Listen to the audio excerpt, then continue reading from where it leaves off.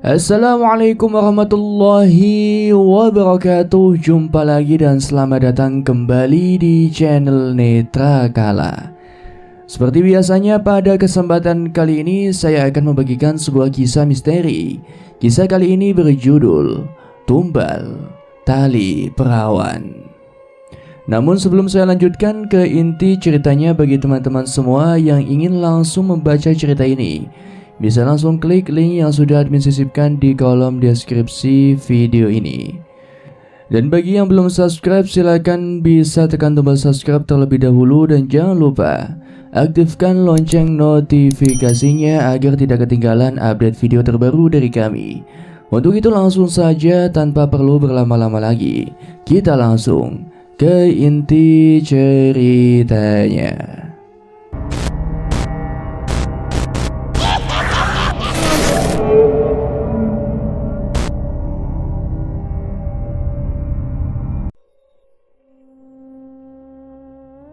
Kamu masih tidak percaya dengan cerita Pak Dirman, Rif? Tanya Adi saat mereka sudah berada di kamarnya.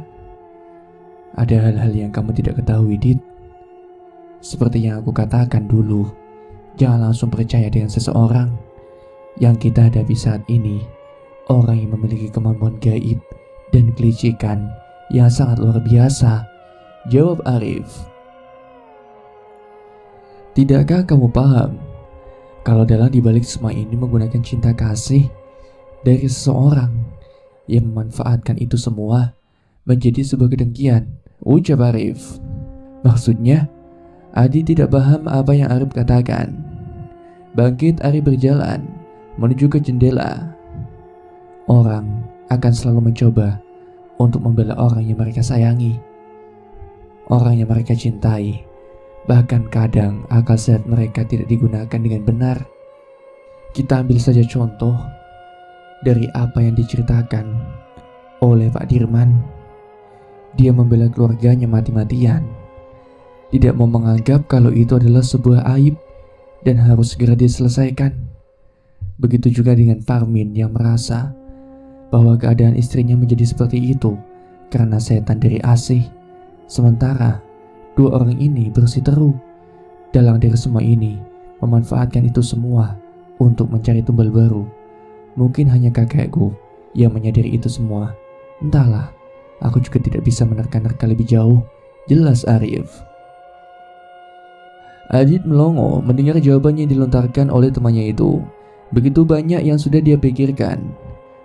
Bagaimana dengan kejadian saat di bus, Rif? Adit tanya saat teringat dengan perkataan Arif tadi. Tidakkah kau mau memberikan tamumu secangkir kopi, Dit? Karena sepertinya kau tidak berniat untuk menyuguhkan itu semua, ucap Arif. Tenggorokannya begitu kering. Saat di rumah Pak Dirman pun mereka tidak disuguhi apapun. Adit nyengir. Dia lupa belum membuatkan minuman untuk Arif. Bentar ya, ucap Adit yang langsung keluar dari kamar. Jadi bagaimana dengan kejadian saat di bus? Tanya Adit saat meletakkan seteguk kopi dan cangkir di meja kamarnya. Aku melihat ada sesuatu yang mencoba menghalangimu pergi. Saat itu aku mengira bahwa itu adalah sosok pengganggu. Tapi aku sadar dia sedang berusaha untuk mencoba menolongmu, Dit, ucap Arif. Jangan tanya siapa. Aku juga tidak tahu, Dit. Prioritasku sekarang adalah keselamatanmu dan menyelesaikan apa yang kakekku belum selesaikan, ujar Arif. Kini mereka termenung dengan pikiran masing-masing. Otak Adit begitu buntu, hingga sampai sore menjelang dia hanya duduk memandang keluar dan menghabiskan sebatang rokok. Sedangkan Arif juga tertidur pulas di kasur milik Adit. Mereka berdua tengah bersiap untuk pergi ke rumah Pak Dirman. Saat sore tadi, Adit sudah meminta neneknya agar Arif boleh menginap di rumahnya. Pak Adit dan nenek tidak masalah. Justru mereka senang kalau ada orang yang menemani Adit. Takut Adit mendapatkan teror lagi. Sudah jam 12. Kita setelah ini pergi ke sana. Jangan lupa kunci kamarmu, ujar Arif yang sudah nangkring di abang jendela dengan posisi yang jongkok. Lagakmu mirip seperti maling, Rif, ucap Adit. Saling tatap mereka terkekeh bersamaan. Rif, Tanya Adit saat mereka sudah berjalan menyusuri jalanan desa yang sepi dan berkabut. Iya.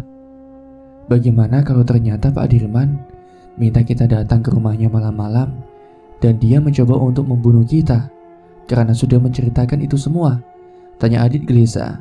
Dia benar-benar penasaran apa tujuan Pak Dirman meminta mereka untuk datang ke rumahnya tengah malam seperti ini. Arif berhenti dan menengok ke belakang menatap Adit.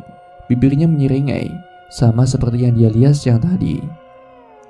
Sebelum dia membunuh kita, Dit, kita ajar dulu sampai orang itu koma, baru kita bunuh. Ucapnya langsung berbalik dan berjalan kembali. Adit hanya mematung keheranan. Biadab, hatinya sudah mati rasa, ucap Adit dan segera menyusul Arif. Sesampainya mereka di depan rumah Pak Dirman, ternyata laki-laki itu sudah menunggu dan membawa sebuah senter dan lampu patromak. Ayo cepat, ucapnya dan beranjak. Tanpa diduga Pak Dirman mengajak mereka ke arah hutan. Namun jalan yang dilalui bukan seperti yang pernah ditahu. Jalan itu tepat berada di sisi ladang, tempat di mana Arif pernah muncul dari dalam hutan. Mereka terus berjalan masuk sampai pohon-pohon terlihat rapat. Adit mulai diliputi rasa resah. Suasana di hutan itu begitu sepi dan mencekam. Akhirnya Pak Dirman berhenti. Di depan mereka nampak sebuah bangunan sederhana yang terbuat dari kayu. Indera penciuman Adit sedikit terganggu dengan bau yang menyengat, padahal jarak mereka masih cukup jauh. Tempat milik siapa ini, Pak? Tanya Arif. Pak Dirman yang mendengar itu berpaling. Dia menatap Arif sejenak. Milikku, jawab Pak Dirman. Untuk apa, Pak? Pak Dirman membangun gubuk di tengah hutan seperti ini, ucap Arif masih terus memandang ke arah gubuk di depannya. Tidak menjauh, justru Pak Dirman malah melangkah mendekat ke gubuk itu dan segera membuka gembok pintu dengan kunci yang ia bawa. Ayo, ajak Pak Dirman saat mendapati Arif dan Adit masih di tempat yang sama. Mereka berdua berjalan. Sesekali Adit melihat ke arah Arif, nampak sekali wajahnya juga diselimuti kewaspadaan. Benar kata Arif, kalau Pak Dirman membunuhnya, lebih baik diajar sampai koma terlebih dahulu, batin Adit. Di dalam itu hanya ada satu ruangan yang tidak luas, semua nampak gelap. Ada beberapa barang yang Adit kira adalah almari kecil. Sampai Adit melihat sesuatu yang bergerak di ujung ruangan, refleks dia langsung mundur. Dan terlihat ada seorang di sana sedang duduk di lantai dengan pasung di kakinya. Siapa itu, Pak? Tanya Arif mengamati orang tersebut lekat-lekat. Adikku, Siti. Mendengar jawaban Pak Dirman, keduanya diam, kebingungan. Siti? Bukannya Siti sudah meninggal?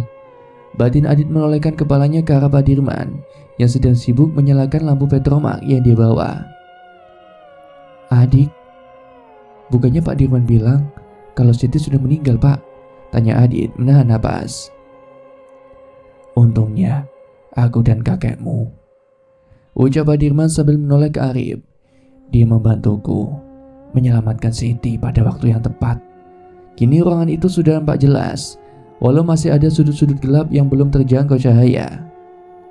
Dia menjadi gila setelah tuduhan yang diberikan Parmin dan perlakuan dari warga desa yang begitu menyakitkan. Terpaksa aku harus memasungnya. Kalau warga desa ada yang tahu dia masih hidup, jelas mereka akan langsung rame-rame membakarnya hidup-hidup, ucap Pak Dirman. Ia melangkah menuju ke arah Siti, adik perempuannya. Adit mengamati sekitarannya. Nampak ruangan itu benar-benar suram dan lembab. Belum lagi bau jamur dan pesing yang menguar menjadi satu. Indera penciumannya tiba-tiba seperti mengenali bau yang sekarang dia cium. Tapi Adit lupa di mana pernah mencium bau busuk ini. Adit kembali memperhatikan Pak Dirman yang masih jongkok di depan adiknya, sehingga menutupi wajah Siti. Jadi, apa tujuan Pak Dirman menunjukkan ini semua pada kami? Tanya Arif. Masih saja dia memandang lekat-lekat ke arah Pak Dirman. Untuk membuktikan kalau aku bukan pelaku dari semua ini. Aku tidak akan pernah membunuh anggota keluargaku, darah dagingku, hanya demi kekayaan, ucap Pak Dirman sambil berdiri. Saat itulah Adit melihat jelas sosok wanita yang ada di depannya dengan jelas. Adit memekik dengan keras. Dit, ada apa? Tanya Arif kaget. Wanita itu, Rif. Wanita itu yang sering aku lihat, Ucap Adit gemetar sambil menunjuk ke arah Siti. Tidak mungkin. Jangan bercanda kamu, Dit. Bentak Pak Dirman yang langsung mengecek pasung yang dia pakai di kakinya. Serius kamu, Dit? Tanya Arif keheranan. Lihatlah. Gembok ini masih tertancap. Dan hanya aku yang membawa kuncinya. Tidak mungkin dia bisa melepaskan gembok ini. Ujar Pak Dirman keheranan. Adit yang masih syok hanya dia mematung. Seharian ini dia sudah dikagetkan dengan banyak kejadian yang menurutnya benar-benar di luar akal manusia. Arif seketika memandang Pak Dirman curiga. Mulai, bentak Siti sambil melotot ke arah mereka semua. Suasana menjadi hening. Bulu kuduk Adit meremang dengan hebat. Puh. Jendela yang ada di gubuk itu tiba-tiba saja terbuka dan bergoyang-goyang, diiringi dengan angin kencang sampai membuat rambut Adit berterbangan. Kini Siti mulai bersenandung lirik.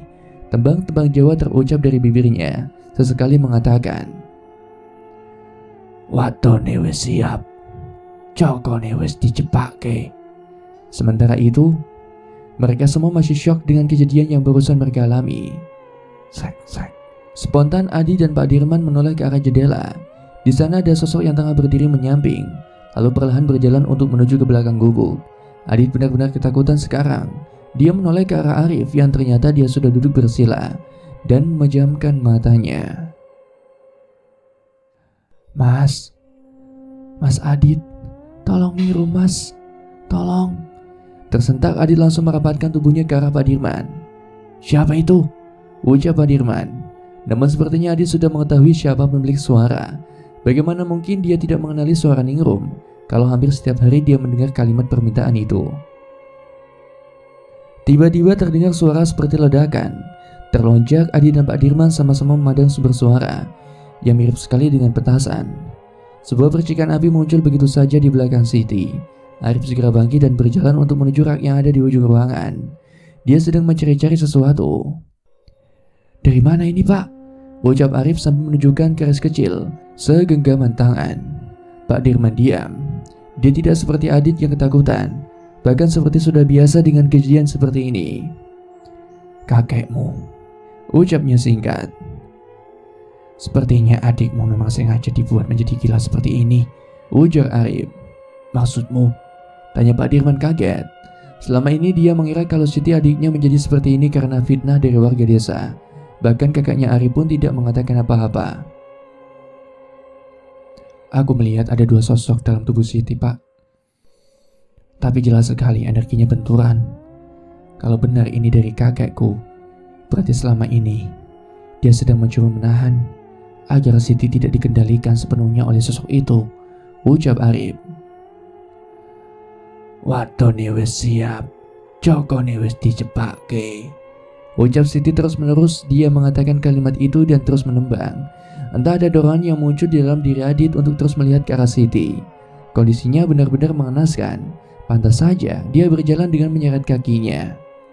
Tapi bagaimana mungkin dia bisa bergerak dan berjalan-jalan ke desa kalau kunci yang memasung kakinya dibawa oleh Pak Dirman? Batin Adit. Belum juga pikiran itu Adit utarakan pada Pak Arif maupun Pak Dirman. Kejadian itu terjadi dengan cepat. Pasung kayu yang mengikat kaki Siti tiba-tiba saja terbuka dengan bunyi debam keras. Semua yang ada di ruangan itu terlonjak. Bukan hanya itu saja, Adit juga melihat ada sosok hitam besar dengan mata merah serta taring yang mencuat tidak beraturan di tempat yang Adit pikir adalah bibirnya. Astagfirullah, teriak Adit yang langsung memeluk tangan Pak Dirman. Tidak menolak pelukan Adit, laki-laki tua itu juga justru ikut memegangi Adit dengan erat. Sepertinya Pak Dirman juga melihat apa yang Adit lihat. Arif tentu dia masih berdiri di tempatnya dengan pandangan lurus menatap Siti. Wadone wis siap, cokone wis dicepake, ucap Siti yang sedang berusaha untuk berdiri. Matanya nampak terlihat kosong, namun kini Adit melihat dengan jelas wajah dari wanita itu. Terlihat memiliki bekas luka bakar yang mengerikan. Siti melangkah pelan. Baunya benar-benar membuat hidung Adit terasa mati rasa. Mulai, bentaknya saat melihat Adit. Siti, Ada apa Sid? Ucap Pak Dirman mencoba untuk menanyai saudara perempuannya itu. Bukan malah menjawab pertanyaan Pak Dirman, Siti malah berjalan pelan menuju ke arah pintu. Terus saja ucapan-ucapan itu keluar dari mulut Siti. Adit berdiri gemetaran. Dia takut kalau Siti tiba-tiba langsung menerjangnya. Tidak ada seorang pun yang mencoba menghalau Siti, bahkan gilanya Arif malah meminta mereka untuk mengikuti Siti. Ayo, ucapnya yang sudah berada di ambang pintu. Tersadar dari keterkejutan, Adi dan Pak Dirman buru-buru mengikuti Arif yang sudah keluar dari gubuk. Mereka terus melangkah menuju ke arah desa, tidak tahu apa yang akan dilakukan oleh wanita itu. Rif, benar kita ikuti wanita itu. Bagaimana kalau dia berbahaya? Bisik Adit lirih agar tidak didengar oleh Pak Dirman. Bukannya kamu bilang kalau wanita itu akan menandai rumah yang akan menjadi calon tumbal? Ucap Arif tak kalah lirihnya. Adi terkesiap. Benar juga. Siapa tahu sosok Siti memang menunjukkan calon tumbal selanjutnya. Lama mereka berjalan, entah kenapa kabut menjadi semakin pekat. Jarak pandang mereka saat ini hanya beberapa meter ke depan. Kini mereka sudah berdiri di salah satu rumah. Siti masih saja terus meracau. Dia mematung memandang rumah itu. Apa yang kita lakukan, Rif? Kalau ada warga yang lihat bisa habis kita, ucap Adit panik. Sekaligus khawatir kalau ada warga yang menengok dari jendela rumah mereka. Arif diam tidak menanggapi. Dia terbuai dengan rasa penasarannya. Sedangkan Pak Dirman juga sama dengan Adit. Sesekali dia menengok ke arah kanan dan kirinya. Tiba-tiba Arif menarik Adit dan Pak Dirman dan meminta mereka untuk jongkok dalam keremangan. Bahkan saking kuatnya tarikan Adit sampai terjengkang ke belakang. Diam, ucap Arif sambil menunjuk ke arah jalan. Jauh dari tempat mereka berdiri, Adit melihat dengan jelas ada seorang yang berdiri di tengah kabut yang pekat, membuat pandangan mereka terbatas hingga tidak tahu siapa gerangan yang tengah mengamati mereka. Beberapa waktu mereka terdiam, lolongan anjing juga terdengar entah dari mana. Angin gunung terus serta menemani mereka malam itu. Siti, dia masih tetap memandangi rumah yang entah milik siapa. Adit pun tidak tahu. Kalau memang benar, berarti tumbal selanjutnya ada di dalam rumah itu, batin Adit. Siti bergerak sejenak menoleh ke arah mereka dengan seringai yang mengerikan. Moleh, bentaknya, dan langsung berjalan kembali ke arah hutan. Pak Dirman yang melihat itu ingin menyusul adiknya, namun Arif menahan dan meminta untuk segera pulang. Biarkan, jangan diikuti, ada orang lain di sana, ucap Arif. Tapi, kata Pak Dirman sengsi, dia khawatir dengan keadaan adiknya. Kalau benar dia sudah sering seperti ini, dia akan langsung kembali ke gubuk. Hanya makhluk dengan kekuatan besar yang bisa membuka pasung seperti itu. Jangan sia-siakan nyawa, Pak Dirman, ucap Arif. Adit hanya mengangguk-angguk menyetujui ucapan temannya. Dengan terpaksa mereka menyingkir dan kembali ke rumah masing-masing. Tidak ada pembicaraan yang terjadi. Adit dan Arif berpisah dengan Pak Dirman di samping jalan. Setelah sosok Pak Dirman tidak kelihatan, Sega Arif buru-buru berjalan untuk menuju ke rumah Nyai Harjo. Kini mereka berdua sudah berada di kamar Adit. Pakaian kotor mereka sudah ditaruh di kamar mandi. Bau yang berasal dari badan Siti menempel kuat di pakaian yang tadi mereka pakai. Untungnya Adit membawa banyak pakaian, jadi dia bisa meminjamkannya kepada Arif. Dari mana kau mempelajari itu semua, Arif? Tanya Adit sambil menyerahkan secangkir teh hangat untuk Arif. Mempelajari apa? Tanya Arif kembali. Sebetulnya Arif sudah tahu kalau Adit menanyakan soal kemampuan yang ia miliki. Ya itu tadi yang kamu lakukan pas di gubuk, jawab Adit yang langsung bergidik mengingat sosok yang ada di belakang Siti. Oh, tiba-tiba saja bisa. Aku nggak tahu, keturunan mungkin, ucap Arif dengan mengangkat bahunya. Tapi Adit yakin kalau temannya itu tidak sepenuhnya jujur. Kenapa emangnya? Tanya Arif yang mulai menghidupkan rokok. Ya nggak apa-apa sih, hanya ingin tahu saja. Kadang aku merasa kau bisa membaca pikiranku, itu saja, jawab Adit yang juga mengikuti teladan temannya membakar sebatang rokok. Pikiran bukan buku yang bisa dibaca setiap saat, Dit. Mereka yang bisa menerjemahkan frekuensi getaran yang ditimbulkan oleh otak si lawan bicara, yang bisa menerka apa yang sedang lawan bicaranya pikirkan. Jelas Arif. Adit melongo mendengar ucapan temannya. Apa itu? Apa nama semacam penyakit, Rip? Ucap Adit kebingungan. Udah, lupakan. Ku jelaskan, kau juga tidak akan mengerti. Dan otakmu yang kecil itu, sebaiknya kita fokus dengan masalah yang kita hadapi. Tugas Arif tajam. Inilah salah satu hal yang Adit suka dari Arif. Tidak pernah bertele-tele dan sedikit bermulut pedas. Cocok sekali jika dijadikan sebagai orang yang bisa memancing keributan. Aku tidak tahu kalau kakekmu juga berasal dari desa ini, Rip. Tanya Adit. Ya, tidak sama sepertimu. Semenjak kecil memang aku dibesarkan oleh kakekku. Tapi waktu umurku 10 tahun, aku pindah ke kota sebelah. Jelas Arif. Pantas saja Adit tidak pernah melihat Arif sebelumnya. Jadi, kita sudah menemukan si wanita misterius itu. Kalau memang benar, berarti tumbal selanjutnya adalah wanita yang ada di rumah itu. Benar, ucap Adit memastikan. Tapi kita juga harus hati-hati, karena dalang dari semua ini sepertinya sudah sadar kalau kita mengetahui tentang keberadaan Siti. Aku justru sedikit curiga, Siti lah yang digunakan untuk membunuh mereka. Jelas, dengan kejadian tidak masuk akal tadi, semua bisa saja mungkin terjadi, ujar Arif. Sekarang yang harus kita lakukan adalah mencari tahu siapa pemilik dari rumah itu dan bagaimana cara dia memilih tumbal selanjutnya. Apakah dengan hari kelahiran atau hanya sekedar belum menikah? Kalau memang si pelaku melancarkan aksinya dengan mengambil si wanita, itu akan jauh lebih mudah untuk menangkapnya, lanjut Arif. Adit benar-benar takjub dengan pemikiran temannya ini. Sama-sama tersenyum, mereka sepakat untuk mencari informasi dari pemilik rumah yang tadi mereka kunjungi bersama Siti.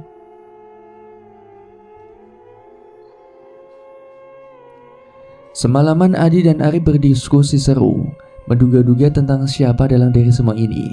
Akan tetapi meskipun satu petunjuk sudah mereka dapatkan, namun masih banyak misteri yang tersembunyi. Paginya mereka dibangunkan oleh Bude Ijah yang meminta bergabung untuk sarapan. Begadang kalian? Tanya Pak Ade yang melihat kuap kantuk yang sering Adi tampilkan. Biasa Pak Ade gak bisa tidur. Kalau Arif molornya cepat, jawab Adit. Pak Ade mengangguk-anggukkan kepalanya dan kembali berkata, kamu gak diganggu sama Ningrum lagi kan? Enggak Pak Ade. Terus gimana dengan mayat perempuan itu Pak Ade? Tanya Adit penasaran. Polisi sudah membawa jenazahnya. Semoga pelakunya segera ditangkap, ujar Pak Ade ala kadarnya. Seolah dia sedang tidak ingin mendiskusikan penemuan mayat di desanya. Mengerti, Adit tersenyum dan kembali memakan sarapannya. Walau ada sedikit rasa enek yang muncul saat teringat mimpi tentang kepala dipanci milik budenya. Setelah sarapan, Pak Adi pamitan pada mereka untuk pergi ke ladang. Awalnya Adit ingin ikut, tetapi Ari berinisiatif untuk mengajak Adit pergi ke gubuk yang semalam ditujukan oleh Pak Dirman. Saat ini Siti merupakan kunci penting dari semua rentetan kematian para wanita di desa Renggono. Terlebih mereka ingin memastikan jika memang Siti sudah benar-benar kembali ke gubuk itu. Lebih baik kita pergi ke gubuk itu lagi. Kita harus memastikan kalau memang Siti masih ada di tempat itu. Terlebih dia satu-satunya orang yang bisa menuntun kita untuk menemukan dalang dari semua ini, ucap Arif saat mereka tengah duduk di teras rumah Neharjo. Aku masih gak habis pikir bagaimana cara si dalang menghamili wanita-wanita itu. Apa ada ilmu yang bisa melakukan itu semua? Tanya Adit tidak mendengarkan ucapan Arif. Sejenak ada jeda. Mereka berdua sama-sama diam. Aku juga gak tahu. Ada banyak ilmu hitam yang bisa digunakan. Justru kalau kita bisa menggali informasi dari Siti, semua akan jauh lebih mudah, ucap Arif yang memandang jauh ke arah jalan desa. Kita ajak Pak Dirman kalau gitu. Sekalian kita pastikan kondisinya, tegas Adit. Sedangkan Arif hanya menganggukkan kepalanya. Kini mereka tengah berdiri di depan pintu rumah Pak Dirman. Sudah puluhan kali Arif mengetuk dan mencoba memanggil laki-laki tua itu, namun tidak ada jawaban sama sekali. Adit juga berinisiatif untuk mengecek belakang rumah dengan berjalan memutar, tapi sama saja tidak ada seorang pun yang terlihat di sana. Sepertinya Pak Dirman sedang pergi, Rif, ucap Adit yang baru saja sampai di sebelah Arif. Kita langsung ke gubuk. Perasaanku gak enak sendiri tadi, kata Arif sambil melangkah menjauhi rumah Pak Dirman. Tidak ada bantahan yang muncul dari bibir Adit. Langsung saja Adit mengikuti langkah Arif. Rif, apa sebaiknya kita minta bantuan Pak Prianto? Tanya Adit saat mereka sudah masuk ke dalam hutan. Arif berhenti, kemudian duduk di bonggol pohon yang ada di sisi jalan setapak. Adit perhatikan raut wajahnya menyiratkan kekhawatiran yang selama ini jarang sekali terlihat. Mengikuti temannya, Adit juga duduk dan menghidupkan sebatang rokok. Aku juga berpikir demikian, tapi akan ada banyak resiko jika banyak orang yang akan terlibat dan mengetahui semua ini. Bisa saja justru orang terdekat kita yang menjadi dalang dari semua ini, ucap Arif sambil mengusap wajahnya dengan tangan. Benar kata Arif, selain Pak De dan Bude serta Pak Amar, bisa saja justru malah Pak Kades dalang dari semua ini. Tapi bagaimana kita bisa mencari informasi tentang rumah yang didatangi Siti semalam? Tidak mungkin kan kita menanyakan pada nenekku atau orang lain. Satu-satunya orang yang dengan mudah memberikan informasi itu ya Pak Prianto, ucap Adit yang mencoba menjabarkan pemikirannya. Arif mengangguk-anggukkan kepalanya. Benar sih, memang sebaiknya aku minta bantuan dari Pak De untuk bisa memecahkan masalah yang sudah turun-temurun ini. Toh dia juga sudah mengetahui dari cerita kakek, ucap Arif yang kembali berdiri. Tersenyum, Adit mengikuti Arif melanjutkan perjalanan untuk menuju ke gubuk yang ditinggali oleh Siti. Perlu 30 menit lebih mereka berjalan. Dari kejauhan kini mereka sudah melihat gubuk. Gubuk sederhana yang memiliki bau yang sangat memuakkan. Ada rasa malas yang muncul di batin Adit untuk dekat-dekat dengan Siti. Selain baunya yang membuat tidak nyaman, bulu kuduknya juga sering meremang saat berdekatan dengan wanita itu. Baru saja Adit melangkah kakinya, Arif tiba-tiba saja menyeret lengannya ke samping. Kenapa? Tanya Adit penasaran. Arif tidak menjawab dan terus saja melihat ke arah gubuk. Adit mengikuti arah pandangan temannya itu. Jauh di depan sana, mereka melihat ada seorang yang tengah keluar dari dalam gubuk dan berjalan ke arah hutan. Itu bukan Pak Dirman, Rif, ucap Adit yang memperhatikan perawakan dari orang itu. Aku tahu, makanya aku menyeretmu untuk sembunyi, ujar Arif. Setelah dirasa aman, mereka buru-buru untuk melangkah untuk menuju gubuk kumuh itu. Segera Arif mencoba untuk membuka pintu. Sialan, ucap Arif saat berada di depan pintu. Ada apa? Ucap Adit kebingungan. Kita tidak menutup pintu ini semalam. Semoga saja dia tidak curiga, ucap Arif yang langsung saja menerobos masuk ke dalam gubuk. Adit masih mematung. Otaknya terasa begitu lambat untuk mencerna apa yang Arif maksudkan. Menahan napas, Adit ikut masuk ke dalam gubuk. Dalam sekali penglihatan, matanya langsung tertuju ke sudut ruangan. Ada perasaan syok dan keheranan. Bagaimana bisa Siti kembali berada di sana dengan posisi terpasung dan gebuk yang terkunci? Padahal jelas-jelas Pak Dirman mengatakan kalau dia yang membawa kunci pasungan itu. Sekali lagi, Adit mengedarkan pandangan. Kini semua terlihat dengan jelas saat siang hari. Gubuk itu benar-benar kumuh. Piring-piringnya berjatuhan dan beberapa makanan terlihat sudah menjamur. Belum lagi bau pesing dan semacam kotoran kering menguar di area Siti. Sopo kowe? Mas Dirman yang ngendi? Terdengar suara para wanita. Sontak Adit menoleh. Dia terkejut ternyata suara itu berasal dari bibir Siti. Siti, ucap Arif yang sudah mendekat ke arah Siti. Tolong, Mas Dirman nang endi? Sesekali Siti bertanya. Adit heran. Keadaan Siti benar-benar berbeda dengan semalam yang ia lihat. Rif, ucap Adit mencoba mencari jawaban dari temannya. Aku tidak tahu, tadi rumahnya sepi, ucap Arif pada Siti, mengacuhkan Adit. Pergi, selamatkan kalian, selamatkan Mas Dirman. Orang itu biadab, ucap Siti tiba-tiba. Orang siapa maksudmu? Sambar Arif. Namun sekali lagi tiba-tiba raut muka Siti berubah seketika. Pandangannya kosong dan berbisik. Wadone wis siap. Cokone wis dijebake. Adit yang mendengar itu langsung merinding seketika. Arif beranjak tidak mengucapkan apa-apa dan langsung menarik Adit keluar gubuk. Segera Arif menutup pintu dan berjalan kembali ke arah desa. Ada apa, Rif? Tanya Adit penasaran. Dia benar-benar tidak bisa menebak apa yang telah terjadi. Kita harus ke tempat Pak Dirman, ucapnya. Dengan langkah yang hampir bisa dikatakan setengah berlari, tidak bertanya lebih lanjut, Adit mengikuti apa yang Arif katakan. Terengah-engah mereka sudah berada di depan rumah Pak Dirman. Sekali lagi Arif mencoba untuk mengetuk dan memanggil-manggil nama Pak Dirman. Ada yang gak beres, Dit. Coba kita cek lewat belakang, ucap Arif. Mereka buru-buru berjalan memutar. Di belakang juga terlihat suasana sepi. Terlebih rumah Pak Dirman yang agak jauh dari rumah warga lainnya, sehingga mereka juga tidak bisa bertanya pada tetangga sekitar. Apa yang kamu lakukan, Rif? Ucap Adit saat melihat Arif mencoba untuk membuka pintu dapur milik Pak Dirman. Tidak dikunci, Dit, kata Arif sambil menengok ke arah Adit. Yakin kita akan masuk, ujar Adit yang masih merasa ragu. Bagaimana jika Pak Dirman sedang pergi keluar dan melihat mereka mengendap-endap memasuki rumahnya? Bisa habis mereka diajar warga desa.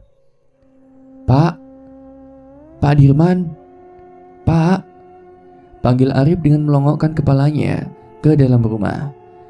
Adit sedikit heran dengan kenekatan temannya itu. Dia sama sekali tidak mendengarkan perkataan Adit, yang justru sekarang sudah melangkah masuk ke dalam rumah. Sedangkan Adit menunggu di luar, takut kalau ada warga yang melihat mereka. Dan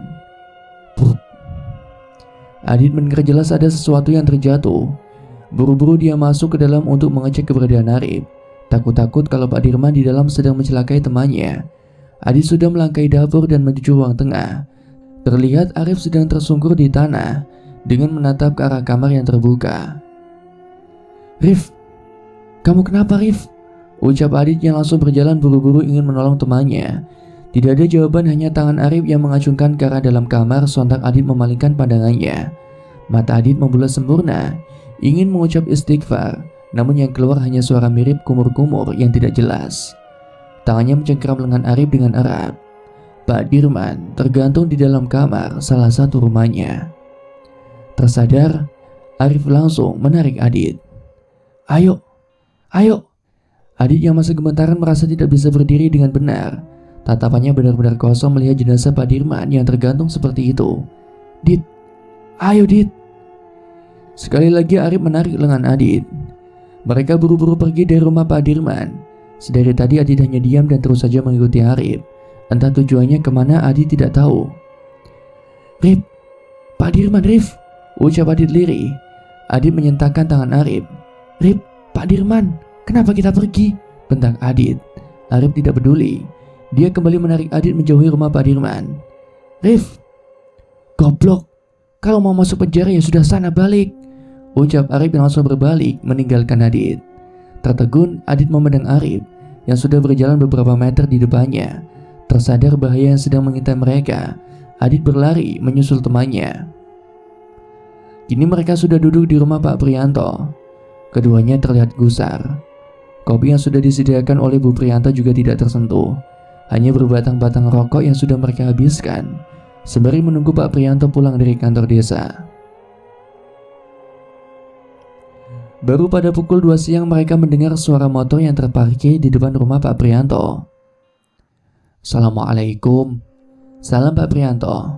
Waalaikumsalam Pak, jawab Arif dan Adit bersamaan.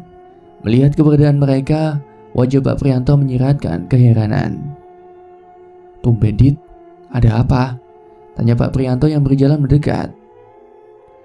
Ada yang ingin Arif sampaikan Pak D, ucap Arif. Ada masalah? Tanya Pak Prianto yang sudah duduk di depan mereka berdua.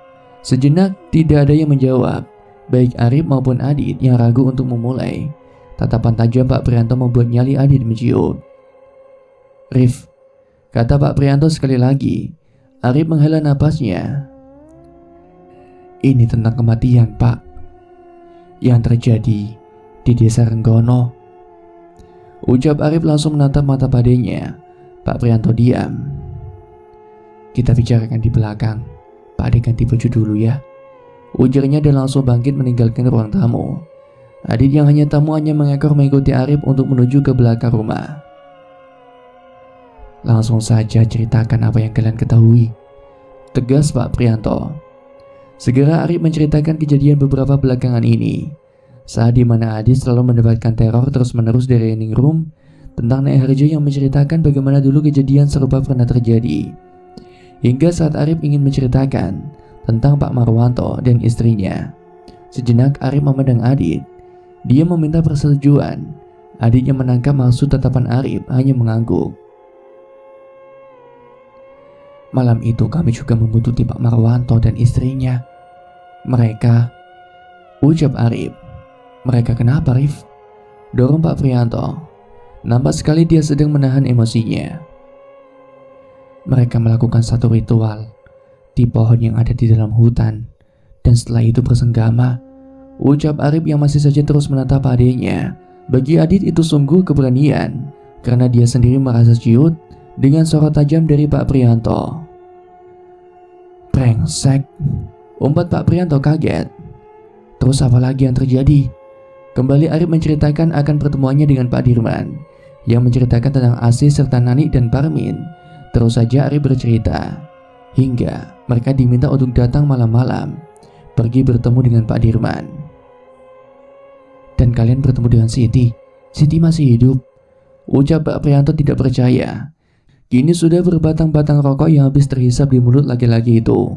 Adit tahu pasti pikiran Pak Prianto begitu semrawut dengan cerita yang didapatkannya dari Arif. "Benar, Pak, tapi ada sesuatu yang aneh." Kembali Arif menceritakan tentang bagaimana dengan kondisi Siti, bagaimana dia menemukan pusaka yang ditinggalkan kakeknya, serta bagaimana kejadian saat Paso yang tiba-tiba saja terlepas.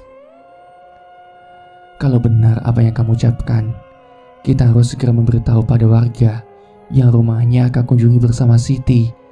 Selain itu kita juga harus bertemu dengan Pak Dirman," ujar Pak Prianto cepat dan sekali tarikan napas. Adit benar-benar tidak bisa berucap banyak saat itu. Otaknya benar-benar tidak bisa diajak kerjasama. Bayangan kematian dari Ningrum hingga Pak Dirman terus-menerus menggelantungan di depan matanya. Sejenak Arif diam. "Pak Dirman sudah mati, Pak," ucapnya datar. Mendengar jawaban Arif, Pak Prianto terdiam kebingungan. "Apa maksudmu? Bukannya semalam kalian masih bersama?" tanya Pak Prianto. Kembali Arif menceritakan bagaimana tadi siang mereka berdua pergi ke gubuk, melihat ada seorang laki-laki yang tengah berdiri dan meninggalkan gubuk Siti, serta permintaan Siti yang aneh. Karena tersadar ada sesuatu yang aneh, buru-buru Arif pergi, berniat untuk mengecek rumah Pak Dirman. Hingga saat Arif mencoba untuk menendang pintu kamar, jasad Pak Dirman sudah tergantung di kamarnya, Pak, ucap Arif. Yang kini Adit juga melihat matanya sedikit memerah. "Goblok kamu, Rif," bentak Pak Prianto yang langsung saja menyandarkan punggungnya ke kursi. Adit hanya tertunduk, tidak berani mengucapkan apa-apa. Sesekali dia mencoba melirik ke arah Arif yang kini juga sudah menyandarkan punggungnya. Meski matanya memerah, tapi ekspresinya benar-benar datar. "Selain kalian siapa saja yang sudah mengetahui kalau Pak Dirman sudah meninggal?" ucap Pak Prianto setelah sekian lama diam. "Tidak ada, Pak. Hanya kami berdua. Dia selalu bilang kalau dia dan keluarganya dijauhi oleh warga desa. Ada kemungkinan kalau belum ada yang mengetahui," ucap Arif yang kini mulai membakar sebatang rokok. "Sudah aku beritahu, Rif, untuk tidak sembrono dan jangan mencoba menyelesaikan semuanya sendiri. Tapi sepertinya omongan Pak Dimu ini memang tidak pernah kau dengarkan," geram Pak Prianto. "Aku tidak butuh ocehan, Pak. Kalau memang Pak Adi bisa bantu, bantulah. Kalau memang tidak, Akan ku cari sendiri jalan keluarnya, kata Arif, yang membuat bola mata Adit membulat. Bocah ini memang gila, batin Adit syok. Sejenak mereka saling melotot satu sama lain. Kalau bukan amanah dari bapakmu, sudah ku tenggelamkan kau Arif jauh-jauh hari. Tunggu di sini, kalian berdua, jangan kemana-mana. Adit bilang kepadamu, kalau kau ingin menginap di rumahku, ucap Pak Prianto yang langsung pergi meninggalkan ruangan. Sedangkan Arif hanya tersenyum kejut. Apa yang akan dilakukannya, Rif? Tanya Adit takut-takut. Arif menoleh pada Adit, dahinya mengerut. Kenapa nada suaramu takut seperti itu? Ucap Arif terkekeh. Adit pun melongo. Keluargamu benar-benar mengerikan, Rif, ucap Adit kagum. Ya, menurutku Pak Prianto akan mencoba memberitahu warga kalau Pak Dirman sudah meninggal. Dia kepala desa, dengan mudah bisa memberikan alasan yang lebih masuk akal daripada kita. Sekarang kita tunggu di sini dan menunggu kabar selanjutnya, ucap Arif. Mengerti, Adit segera menyambar rokok dan langsung membakarnya. Lama mereka menunggu, tidak ada candaan yang keluar dari mulut keduanya. Adit dari tadi juga hanya terdiam dan melamun. Apa akhirnya aku akan mati seperti mereka, Rip? Kata Adit yang memandang jauh ke depan. Entah kenapa, semua terjadi pada aku. Pernikahanku yang gagal, Dida yang pergi meninggalkanku, dan sekarang nyawaku terancam karena alasan yang tidak aku ketahui. Arif memandang Adit cukup lama. Tidak ada yang perlu ditakutkan dari kematian. Tapi kalau bisa milih, aku milih untuk mati dengan cara yang wajar. Dan kalau ada orang yang berusaha membunuhku, aku akan melawan sekuat tenagaku, kata Arif. Adit menolehkan kepalanya. Kini Arif melihat dengan jelas kalau ada air mata di bola mata milik laki-laki yang ada di sampingnya. Tidak mau melihat kelemahan seseorang, Arif memalingkan wajahnya. Dia tahu apa yang sedang dirasakan oleh temannya itu. Ya, setidaknya kalau kau mati duluan, bisakah kau menyampaikan salam dariku untuk kedua orang tuaku? Ujar Arif polos. Bangsat kamu, Rif, umpat Adit. Sejenak mereka saling pandang dan terkekeh bersama. Tepat pukul 5 sore kembali mereka mendengar ada suara motor yang berhenti di depan rumah. Jantung Adit berdebar dengan kuat, takut mendengar informasi yang dibawa Pak Prianto. Terdengar pintu yang terbuka dan langkah kaki yang mendekat ke arah mereka. Pak Prianto tidak mengatakan apapun. Dia terus saja menatap Arif dan Adit bergantian.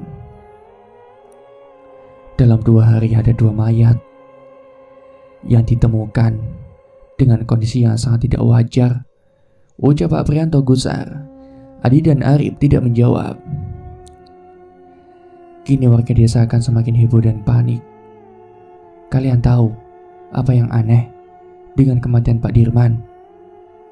Mereka hanya menggeleng karena benar-benar tidak memperhatikan kondisi terakhir dari jasad Pak Dirman. Alat kelaminnya hilang, kata Pak Prianto. Dengan helaan panjang, Adit yang mendengar itu benar-benar syok. Apanya yang hilang, Pak? Tanya Adit dengan suara nyaring. Si pembunuh sengaja memotong kemaluan Pak Dirman, jawab Pak Prianto. Aku tahu apa yang kalian pikirkan. Nanti malam kalian tunjukkan padaku rumah warga yang kalian temui semalam dan antarkan aku bertemu dengan Siti, ujar Pak Prianto yang langsung beranjak masuk ke dalam rumah. Adit memalingkan pandangannya pada Arif. Kini Arif diam seperti sedang menahan amarah.